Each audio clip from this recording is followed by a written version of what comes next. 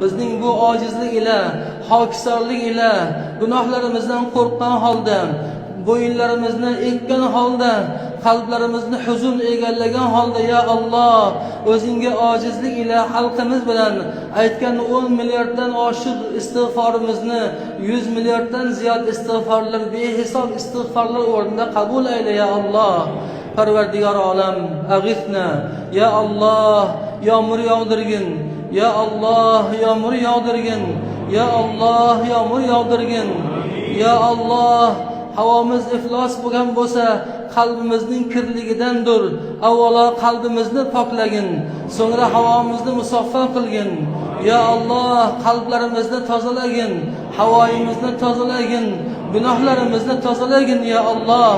Parvardigor olam, butun jamoat ila, o'zingning muxlis bandalaring ila, xokisorlik ila qo'llarimizni senga ko'tarib, Rasuling sallallohu alayhi va sallamga ergashgan holda, u zotning sunnatlarini ihyo qilgan holda, salatul istisqodan so'ng, uning xutbasidan so'ng, tahvili ridoni sunnatga ergashib qilgandan so'ng, duoga, istig'forga qo'limizni ochib o'zingdan so'rayapmiz.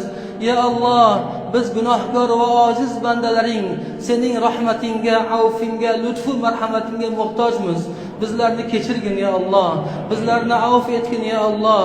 Biz bandalarimiz, gunohga moyil bandalaringni kechirgin ya Alloh.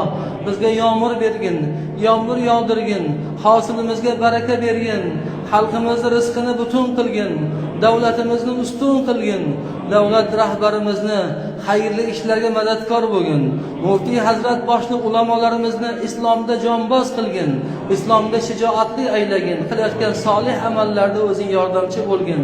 Har bir bandang ya Alloh istig'for aytdi va aytmoqda. Ularning tillaridan, ularning dillaridan istig'forlarini qabul ayla ya Robbil alamin.